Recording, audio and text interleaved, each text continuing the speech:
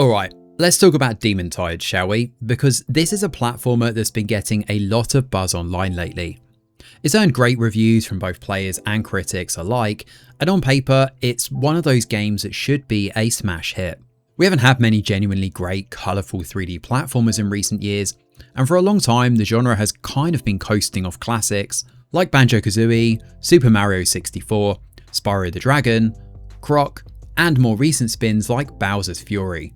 So when something like Demon Tide comes along and clearly wants to recapture that earlier magic, it's hard not to get excited. It feels like exactly the kind of game fans of the genre have been waiting for. The problem is, while Demon Tide gets a lot right, it also brings back some of the old frustrations along with it, and that's what makes this such a mixed experience. Now, one of the first things you notice about Demon Tide is how much freedom it gives you straight away.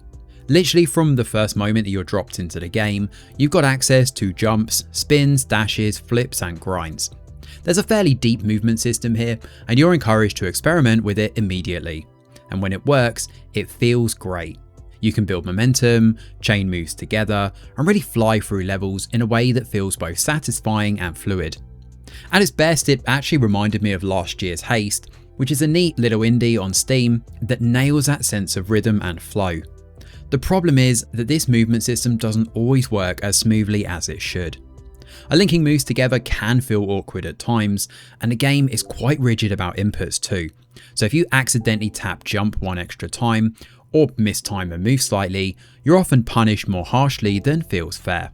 A really good example of this is a spin dive.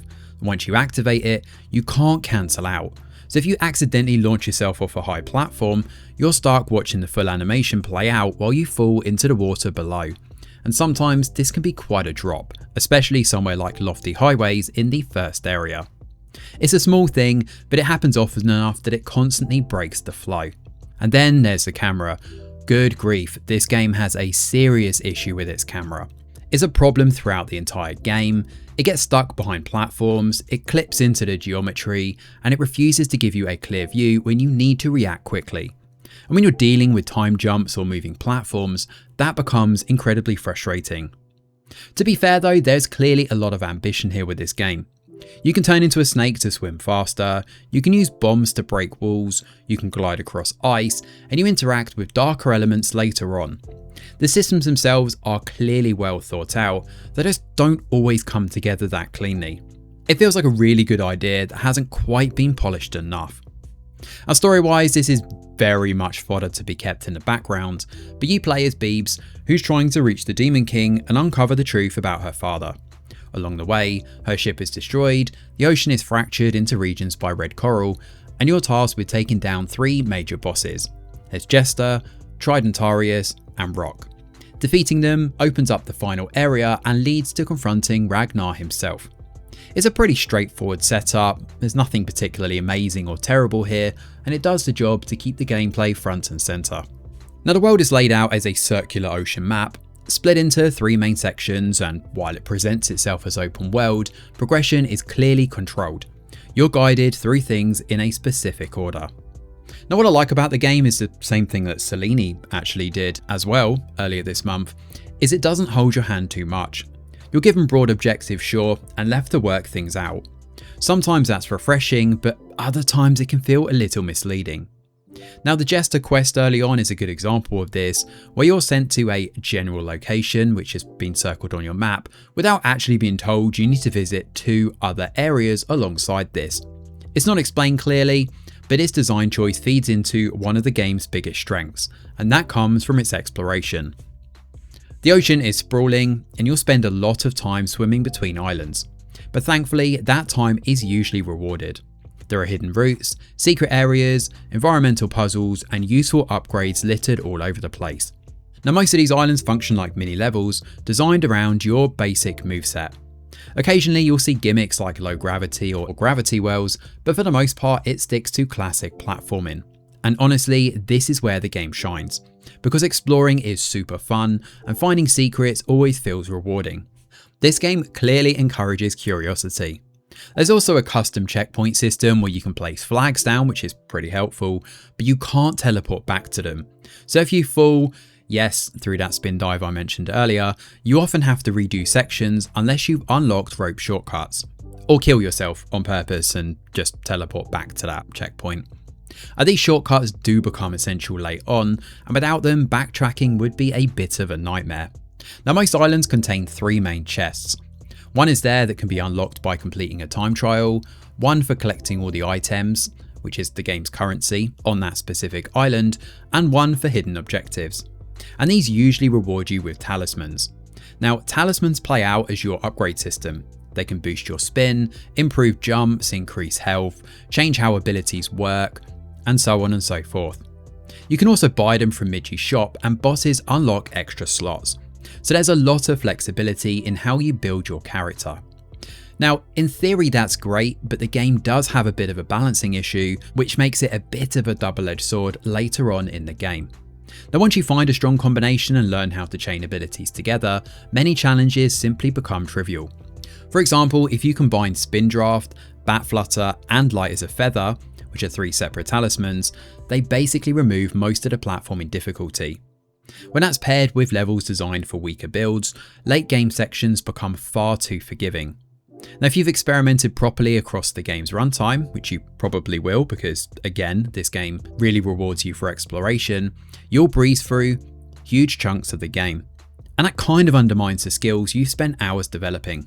Now, when it comes to combat, it's here, it's fine, it's pretty basic. You dodge, you wait, you boost into enemies, and you rinse and repeat. And the same thing happens in boss fights too, which follows the exact same pattern.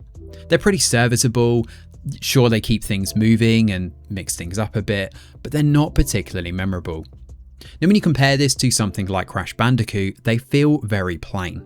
You're simply reacting, waiting, but you're not really engaging with interesting mechanics, which is one area where the talisman system could have really benefited from being fleshed out. Now, where the game is more consistent though comes from its environments. Each island has its own visual identity. You have things like ruined highways, neon refineries, icy caverns, abandoned fairgrounds, and so on and so forth. There's a lot of variety here, and it keeps exploration feeling fresh even into the later hours of the game. The shared graffiti system is also a really nice touch, and in a way it feels quite similar to how Death Stranding handled the community, where players can leave messages and markings. Some are silly, some are crude, but many are actually genuinely helpful. They'll do things like point out hazards, have arrows next to hidden items, point out useful routes, and even offer encouragement for other players. It creates a really nice sense of community, and the included addition of things like water races also add variety and replay value. They're fun side activities that give completionists something extra to chase. So look, overall I don't really want to end this to sound overly negative because Demon Tides is a fun game. It's easy to see why people like it, and when it clicks it really does feel great. The movement can be brilliant, exploration is rewarding and clearly where this game has put a lot of thought into it, and the world is definitely visually interesting. But those great moments are very inconsistent too. When you look at things like the camera, the controls, the balancing issues late on, and the pacing, not to mention the long swimming sections and some overlong cutscenes that don't really do very much in terms of humour or progressing the story, all of that holds this back from being something that's truly special. So overall, Demon Tides is a game full of good ideas. Some of them work really well, some of them don't. It's certainly an ambitious game, and it's definitely creative, but it's also quite a frustrating experience too. Now, if you love 3D platformers, there's definitely something here for you. Just go in knowing there's probably going to be some rough edges. And if you're on the fence, it might be worth waiting for a sale, because at its best, Demon Tides is great. It just doesn't stay there long enough to make for a super special experience. Thanks for watching, and do let us know your thoughts in the comments below. Smash a like or subscribe to the channel, your support is very much appreciated. I'm Greg Wheeler, and from all of us over here at The Review Geek, we'll see you on the next video.